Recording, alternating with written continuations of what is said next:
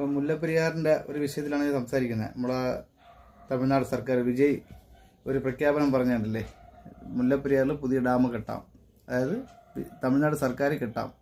തമിഴ്നാട് സർക്കാർ കെട്ടുമ്പോൾ പറ്റുന്ന ദേവികുളങ്ങരയും പിന്നെ ഉടുമ്പൻചോലയും പീരുമേടും തമിഴ്നാടിൻ്റെ ഭാഗമായിട്ട് എഴുതി കൊടുക്കേണ്ടി വരും എന്നാണ് പറയുന്നത്. ഇത് കേരള സർക്കാർ കെട്ടാനോ അവരനുവദിക്കുന്നില്ല.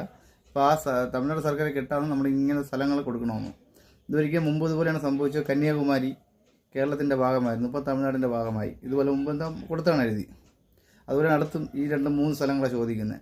ഇത് കേരള സർക്കാരിന് കിട്ടാനേ ഉള്ളൂ. ഒരു കെട്ടാനൊരു സമ്മതിക്കില്ല. പിന്നെ ഒരു നിയമം കൂടെ ഇറക്കി കണ്ടായിരുന്നോ, ജലനിരപ്പ് ഇനിയും കൂട്ടണമെന്നാണ് പറയുന്നത്. അവർക്കൊരു വിഷയമില്ല. ജലനിരപ്പൊക്കെ എത്ര തവണ കൂട്ടിയത്, അത് വല്ലതും സംഭവിച്ച ഒരു കുഴപ്പമെന്താ, അവർക്കൊരു വിഷയമില്ലല്ലോ. ഇപ്പോൾ കേരളത്തിൻ്റെ ഡാം, കേരളത്തിൻ്റെ വെള്ളം, ജലനിരപ്പ് കൂട്ടാമെന്ന് പദ്ധതി ഇടുന്നത് തമിഴ്നാട് സർക്കാർ. ഇപ്പോൾ വിജയുടെ പണ്ടത്തെ മുതലേ പടമൊക്കെ നാടിന് നന്മയ്ക്കും വീടിന് നന്മയ്ക്കൊക്കെ ഉള്ള ഒരു പടമാണ്.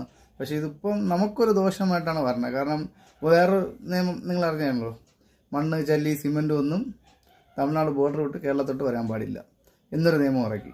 ഇപ്പോൾ വിജയ് ഭരണത്തിൽ വന്നെങ്കിലും നമുക്ക് കേരളത്തിലുള്ളവർക്കാണ് ഇതെല്ലാം ബാധിക്കുക, ഒരു ബുദ്ധിമുട്ടായിട്ട് വന്നൊരവസ്ഥ. നമ്മളെല്ലാം സഹോദരങ്ങളെപ്പോലെ ജീവിക്കേണ്ടല്ലേ. അപ്പുറം ഇപ്പുറം എന്നും പറഞ്ഞ് നമ്മളിങ്ങനെ പാകിസ്ഥാൻ ബോർഡറോ ചൈന ബോർഡറോ അല്ലല്ലോ. എല്ലാം ഇന്ത്യക്കകത്തുള്ള ആൾക്കാരല്ലേ, സഹോദരന്മാരല്ലേ. എന്താണ് ഉദ്ദേശിക്കണമെന്ന് അറിയത്തില്ല. എന്തായാലും എന്തൊരു പദ്ധതിയായാലും എല്ലാ ജനങ്ങൾക്കും നല്ലതായിരിക്കട്ടെ.